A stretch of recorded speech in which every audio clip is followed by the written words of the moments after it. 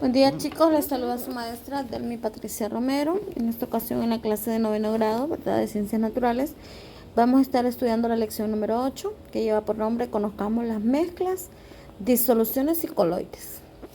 Vamos a prestarnos a contestar en su cuaderno las siguientes preguntas, ¿verdad? ¿Qué son las mezclas? ¿Cómo se clasifican las mezclas? Estas dos preguntas usted las va a contestar en su cuaderno. Luego va a realizar la siguiente lectura. Escúcheme y présteme atención. ¿Qué son las mezclas? Están constituidas por dos o más sustancias puras, cada una de las cuales mantiene su identidad y propiedades específicas. Se clasifican en mezclas heterogéneas y mezclas homogéneas. ¿Qué son las mezclas heterogéneas? Las mezclas heterogéneas son aquellas en las que sus componentes se pueden diferenciar a simple vista. Están constituidas de dos o más porciones físicamente distintas y distribuidas de manera irregular. Por ejemplo, al mezclar aceite con agua es una mezcla heterogénea porque usted ve una capa que va a ser de aceite y la otra capa que será de agua, así como está en esta imagen justamente. Ya vemos el aceite arriba y el agua abajo. Eso lo podemos ver a simple vista. Como sucede también al mezclar agua con arena. La arena va a tener que asentarse y el agua va a quedar arriba. Esto significa que ambas son mezclas heterogéneas. Hetero significa que identificamos las sustancias que mezclamos. ¿Qué son las mezclas homogéneas? Son componentes que se pueden diferenciar a simple vista.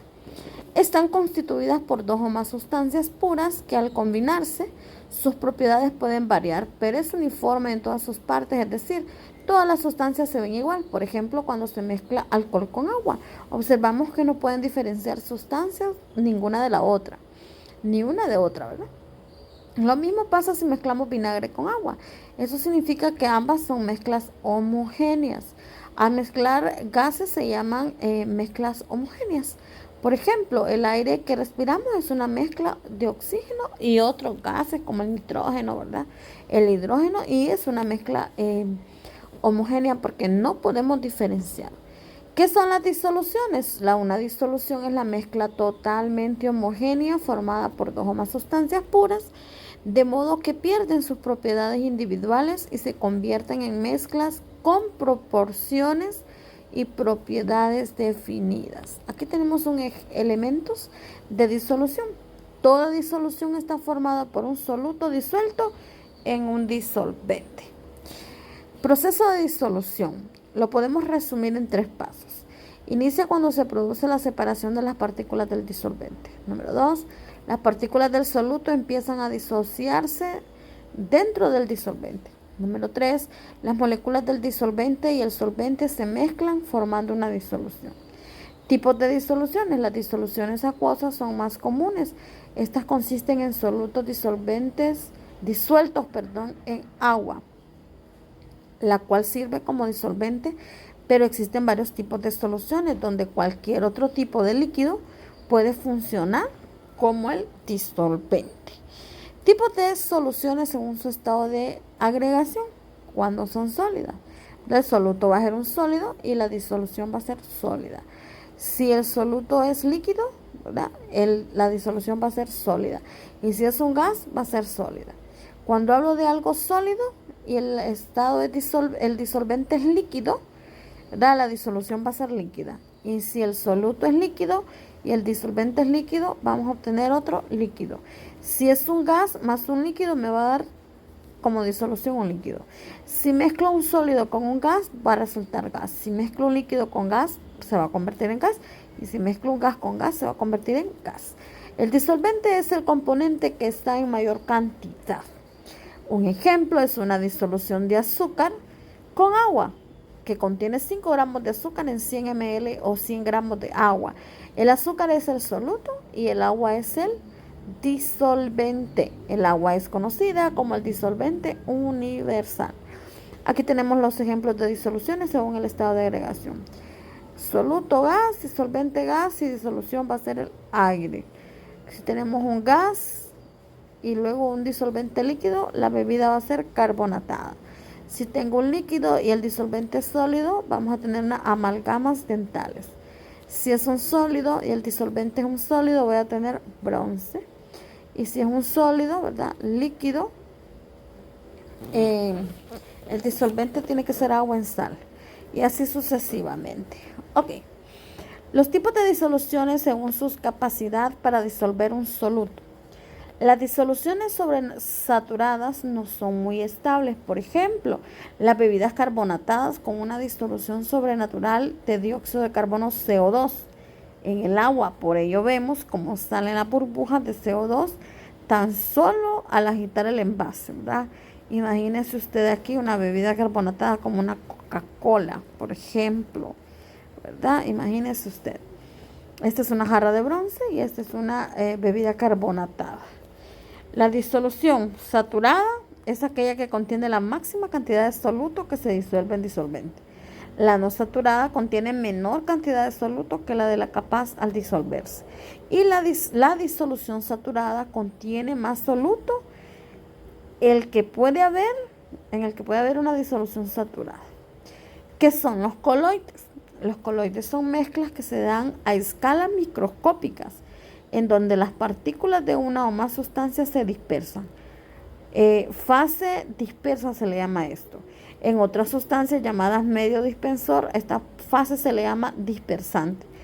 En coloides las partículas se encuentran dispersas sin que estén unidas a las moléculas de disolvente y no se sedimentan al dejarlas al reposo. Al describir los coloides utilizamos los términos partículas dispersas, a eso se le llama fase dispersa, y el medio dispersante, fase dispersante. Las partículas dispersas son capaces de absoluto de disolución y el medio dispersante es comparable con el disolvente de la disolución. Aquí tenemos un ejemplo de una gelatina, ¿verdad? De un yogur, creo que es, una cerveza, ¿cómo se llama esto? Una mezcla de pinturas. Esos son coloides. Aquí podemos ver los ejemplos de coloides comunes. En medio de dispersión existen gases, gas, líquido, líquido y sólido. En fase dispersa tenemos los líquidos, los sólidos, los líquidos y sólidos nada más. Y en el ejemplo podemos tener que si el medio de dispersión es gas y la fase dispersa es un líquido, va a existir la niebla. Si existe un gas como dispersión y se dispersa en un sólido, hay un humo. Y si hay un líquido en un gas, es una crema batida. Si la dispersión es líquida y la fase dispersa es líquido, va a existir una mayonesa. Este es el ejemplo de una mayonesa. El sólido, miren, como dispersión y la fase dispersa es un gas, vamos a obtener espuma. Y si la dispersión es un sólido y la fase dispersa es un líquido, podemos obtener la gelatina. Ok, me va a contestar, ¿verdad? La tareita sería esta, ¿verdad? Resuelva. Aquí dice realice esta práctica en casa y va a contestar. Y esta sería una de las tareas.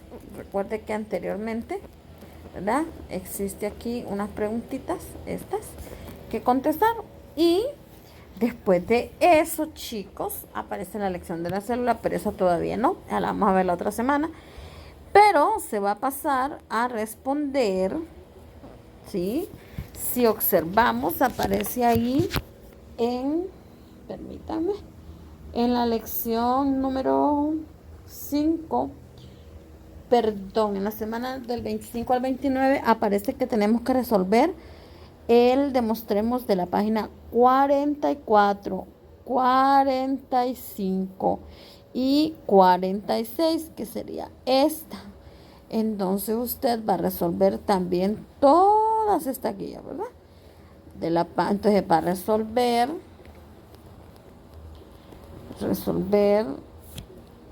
las páginas 44, 45 y 46. Ojo, esto es de la tabla periódica. La tabla periódica ya la estudiamos. Esto es como un repaso. Aquí nos dice, comprobemos mediante el desarrollo de los siguientes ejercicios en su cuaderno los conocimientos adquiridos sobre la tabla periódica, lo que vimos anteriormente. Mencione cómo está organizada la tabla periódica. El grupo 1 dice, cómo estará organizada. ¿Qué nombre se le da al grupo 1? Mire, para que no se pierda, porque siento que aquí se puede perder, ¿verdad? El grupo 1, vamos a verificar de qué color, ¿verdad? Está el grupo 1. Vea usted cómo se le va a llamar a ese grupo 1. Usted tiene que verificar aquí los colores, si son metales, si son alcalinos, ¿verdad? Va a verificar qué color nos están proporcionando. Vean, mire, aquí podemos ver que son metales alcalinos. Entonces, ¿dónde voy a poner esto? ¿Ya? Lo voy a poner aquí, mire, metales, si fuera esta, va, alcalinos. Ahora bien, si me dijeran, por ejemplo, el grupo 17, vean ustedes, ¿ve? ¿Cómo se va a llamar? Halógeno. Vamos a ver dónde está el grupo 17 aquí. Entonces, voy a decir que estos son halógenos.